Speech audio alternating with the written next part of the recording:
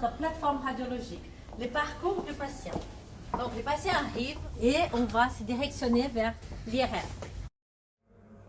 Cette procédure de biopsie sous guidage IRM directement, dans notre centre, on fait toujours en présence de l'urologue et du radiologue. On est en binôme pour faire ces gestes interventionnels. Donc, vous voyez, les logiciels, il est couplé à l'extérieur du patient et il se communique directement avec l'IRM. On fait deux séquences, séquence T2 axiale, séquence T2 sagittale, dans deux plans. Comme ça, on peut placer la cible exactement où on veut que l'aiguille ira. Je suis la doctoresse Favre, je suis la radiologue. Ok, je vous mets la petite sonde.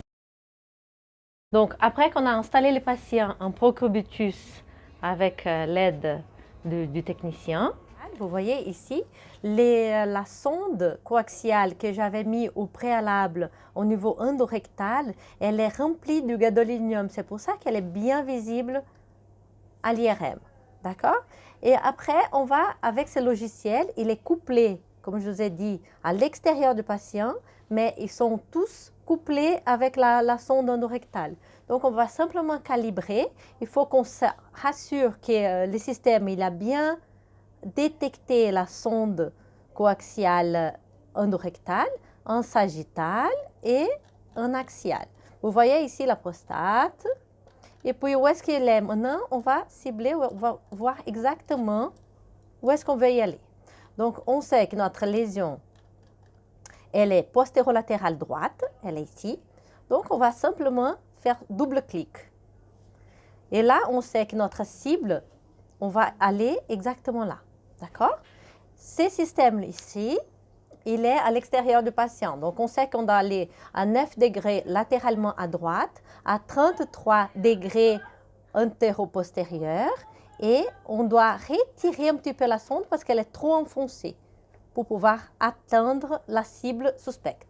Donc, lorsqu'on trouve une lésion très suspecte où on a une discordance radiohistologique, ça veut dire qu'on a fait plusieurs biopsies précédemment et on n'a pas trouvé une bonne concordance entre l'IRM et nos prélèvements, on a cette possibilité de faire cette procédure directement sous guidage IRM.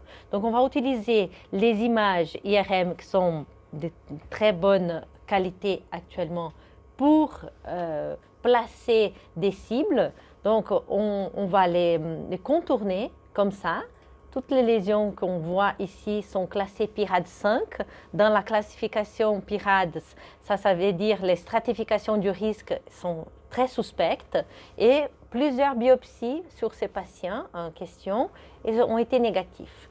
Donc, on place les cibles, on sait où sont les lésions suspectes. Vous voyez ici qu'elles sont de très petite taille. Elles font moins de 5 mm. Donc, vous voyez ici, c'est les coupes de repérage avec les noirs que vous voyez là, c'est l'aiguille. Tous les prélèvements de l'aiguille en 2 cm, on a prélevé bien dans l'axe de la lésion. Voilà, donc on passait bien à l'intérieur de la zone cible. Et ça, c'est les images en sagittale. Et vous voyez qu'on va voir apparaître l'aiguille à l'intérieur de la sonde coaxiale. Toute la procédure a duré environ 25 minutes.